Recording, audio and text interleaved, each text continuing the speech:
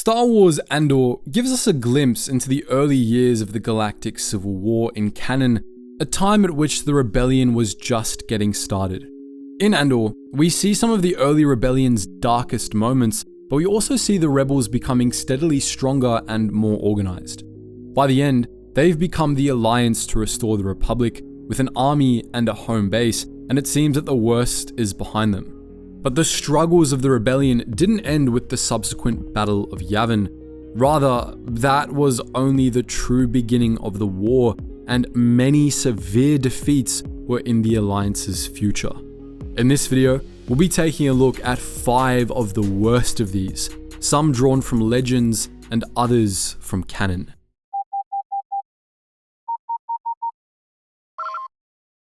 Attention, Sergeant on deck!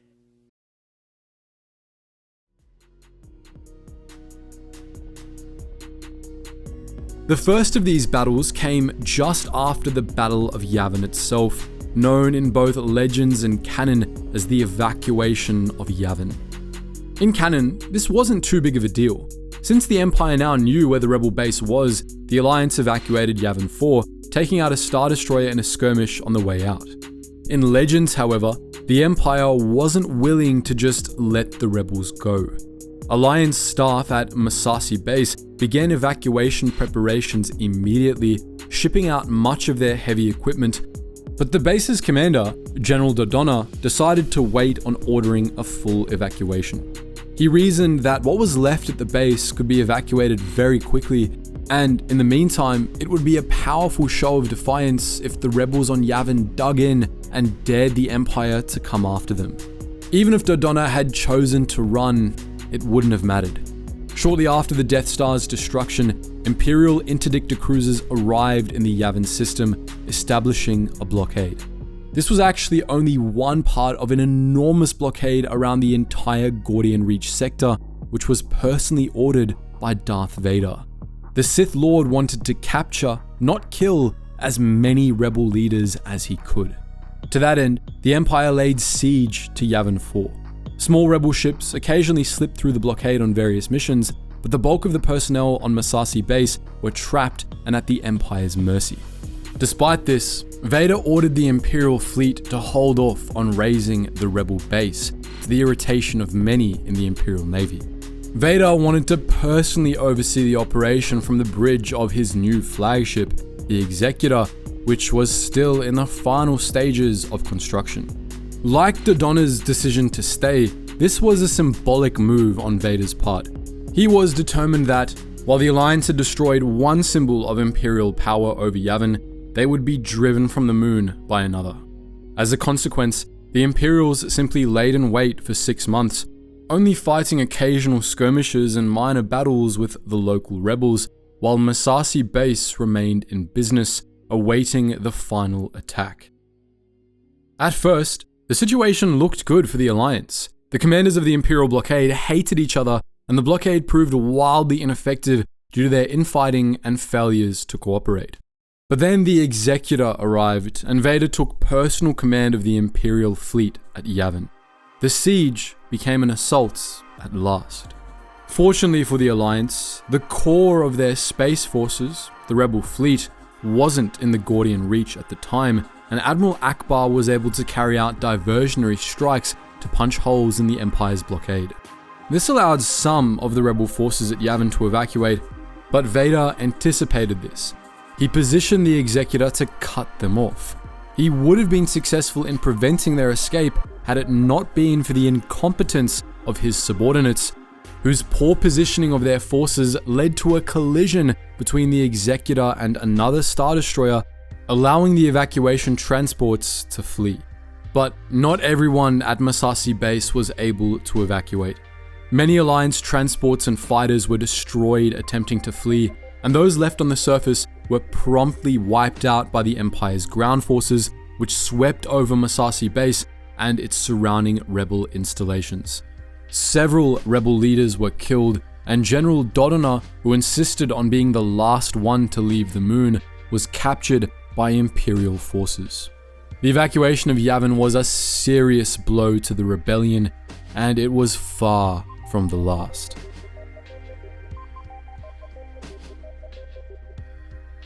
Our next disaster is from canon, and it happened around the same time as the Legends Yavin blockade, the Battle of Vrogas Vas.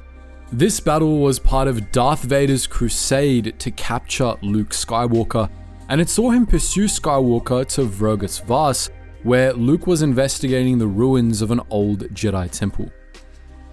3 rebel fighter squadrons were engaged in training exercises above the planet at the time, and Luke joined them. However, the rebels' training was interrupted by Vader, who personally wiped out a whole fighter squadron before being brought down by Luke, who rammed his X-Wing into Vader's TIE Advanced, forcing both to crash on Vrogas Vas. Vader went to ground, and the Alliance immediately dispatched a huge army to kill him before he could escape. However, through the power of the Force, Vader cut right through them. He destroyed incoming Y-Wing bombers by lobbing debris at them, wiped out an army of rebel commandos by remotely detonating their grenades, and then slaughtered their reinforcements with his lightsaber. During the battle, Vader's then associates, Dr. Aphra, Black Chrysanthemum, and their droids made a bid to capture Luke and his allies, but this plot was foiled by the arrival of a larger Imperial task force under Commander Carbon, a rival of Vader who wanted to capture Skywalker himself. Vader and Carbon fought, and Carbon was killed, but he provided enough of a diversion that Skywalker and friends were ultimately able to escape. Vader failed in his objective, but despite this, he had still inflicted extraordinary casualties on Alliance forces, and he had done so almost single-handedly.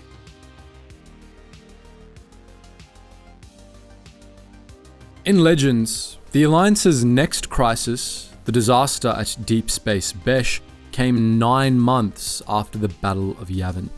As we mentioned previously, the Rebel fleet, which was the Alliance's most feared asset and the home of the Rebel leaders, largely escaped the Empire's counterattack at Yavin, suffering only minimal casualties in its diversionary strikes. Most of those Alliance personnel that escaped Massassi Base rendezvoused with the fleet after the evacuation, while the Rebels searched for a new planet to relocate to.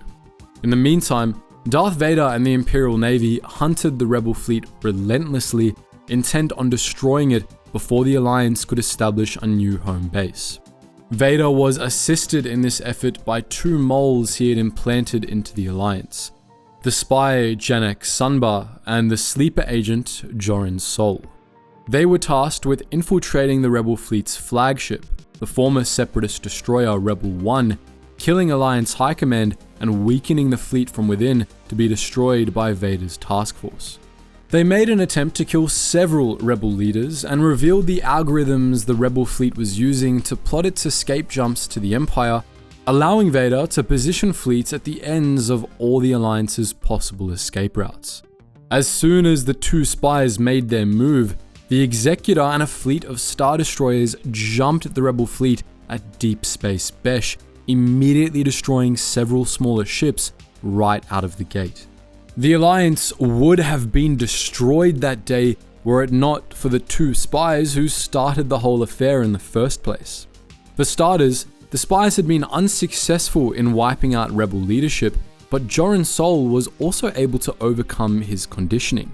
He informed the Rebel leaders that their algorithm had been cracked, and on his advice, Rebel commanders ordered the fleet to scatter on random jumps and regroup later.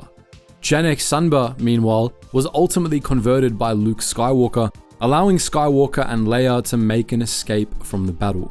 Meanwhile, the Alliance's fighters held Imperial forces at bay long enough for the fleet to execute its scattered jump, allowing the core of the Rebel fleet to live to fight another day. Once again, Vader failed to wipe out Alliance leadership, but the disaster at Deepspace Besh was still a serious blow to the rebellion. A large part of the Rebel fleet had been destroyed, including many of the transports that had escaped Yavin and many starfighters. Many other ships, including the fleet's flagship Rebel 1, were severely damaged, and Rebel 1 ultimately had to be scuttled. The Rebel fleet was only able to recover thanks to the Mon Calamari, who, over the next few years, rebuilt the fleet with new cruisers of their own, including their new flagship, Home 1. Not long after, the Alliance began constructing a new home base on the planet Hoth, where they would remain for the next 2 years.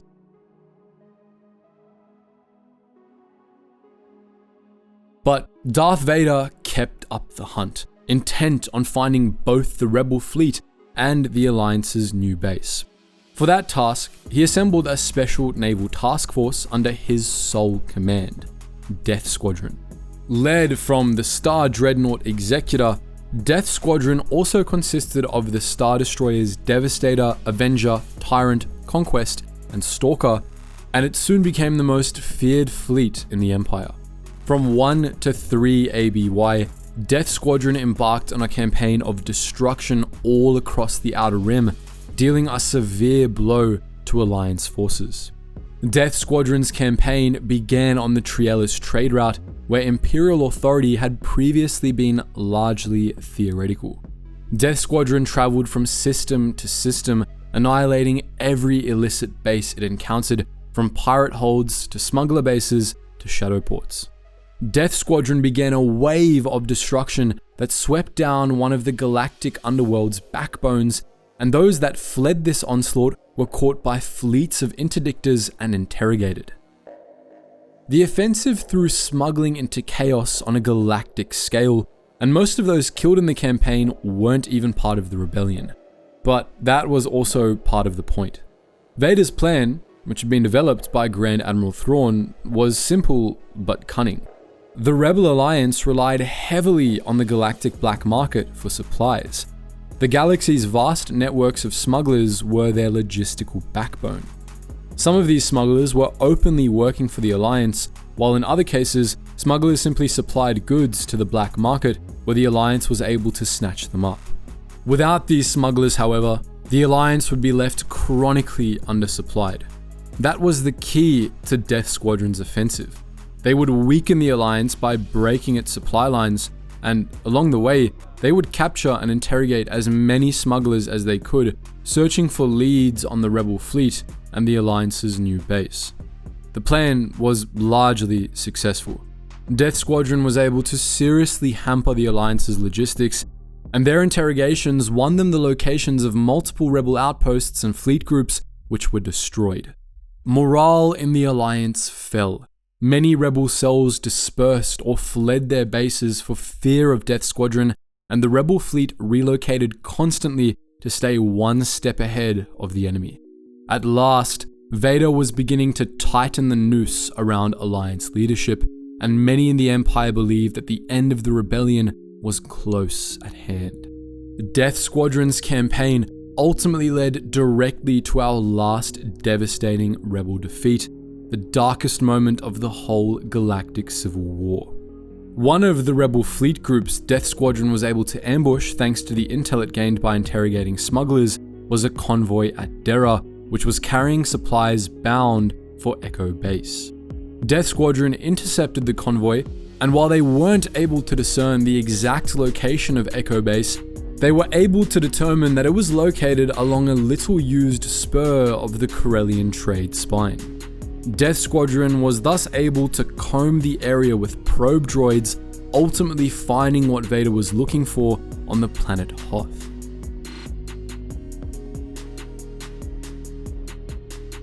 That leads us to the Rebellion's darkest hour, the Battle of Hoth. Once an Imperial probe droid located Echo Base in 3 ABY, Lord Vader immediately ordered Death Squadron to move to engage. Vader's original plan was to drop Death Squadron out of hyperspace on the edge of the system, move in close to Hoth under the cover of a meteor shower, and destroy Echo Base via long-range orbital bombardment before the rebels knew they were there, catching them with their shields down. But Admiral Ozzel brought the fleet out of hyperspace too close to Hoth, allowing the rebels to detect them immediately and activate Hoth's planetary shield. While Vader killed Ozzel for his stupidity, General Veers led a ground assault unit named Blizzard Force to the planet's surface, landing outside the shield perimeter and beginning a long advance toward Echo Base. As Blizzard Force's AT-ATs, AT-STs, and snowtroopers began the long advance southwest, the rebels evacuated Echo Base and mustered their ground units to defend the base and provide cover for the escaping transports. Several units of Alliance Special Forces soldiers rallied in the trenches north of the base, manning turrets while rebel pilots took to the skies in snowspeeders. Meanwhile, Echo Base's ground-based ion cannon was able to punch a hole in Death Squadron, allowing several of the Alliance's transports to escape. The rebels put up a good fight. Their turrets shredded Blizzard Force's first wave of snowtrooper infantry and downed several of the smaller walkers, though they were entirely ineffective against the AT-ATs.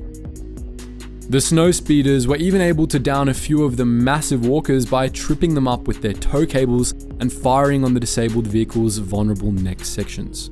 In the end though, the defense of Echo Base was only a stalling measure. The rebels' defensive lines were eventually breached, and while some made it back to the last of the transports before they took off, many were killed or captured. Once in range, General Veer's AT-AT destroyed Echo Base's power generator, disabling its shield and leaving the base vulnerable to orbital bombardment and direct infiltration. Fortunately for the Alliance, the base was already mostly evacuated by this point. The defenders had been able to buy their comrades enough time to launch most of their transports, which escaped the Hoth system thanks to covering fire from the rebels' ground-based ion cannon. As Echo Base began to collapse due to enemy fire, snowtroopers led by Darth Vader poured into it, seeking to capture as many rebels as they could. Nonetheless, all the rebel leaders on the planet, as well as Vader's primary target, Luke Skywalker, managed to escape. The Battle of Hoth was a devastating blow to the rebel cause. The rebels suffered thousands of casualties, and many of their personnel were captured by the Empire and shipped off to labor camps. 13 of the Alliance's evacuation transports managed to escape the planet. 17 were destroyed, and all personnel and supplies aboard them were lost. What rebel forces escaped the massacre at Hoth regrouped with the rebel fleet, which fled deep into space. For months, the Alliance could do little but withdraw and attempt to rebuild its forces. Many in the Empire took this as a sign that the rebellion was all but defeated. Stormtroopers in the 501st Legion even celebrated the Battle of Hoth as the end of the rebellion. Of course, as we all know, that wasn't the case. The Alliance was able to regroup, and though it remained on the back foot well into 4 ABY, its desperation at this stage of the war was ultimately what prompted rebel leaders to attempt their daring raid on Andor, one that altered the course of galactic history. The Battle of Hoth was the rebellion's darkest hour, even darker than things had been after many of the setbacks the rebels had suffered prior to the Battle of Yavin. But as the saying goes, the night is darkest before the dawn. So, that was our look at 5 of the rebellion's darkest moments after the Battle of Yavin. The parts of the galactic civil war where the Empire came within a hair's breadth of victory. But what do you think? Would you like to see longer videos on any of these battles? Let us know your thoughts in the comments section below. And as always guys, thank you so much for watching, and I hope to see you in the next video.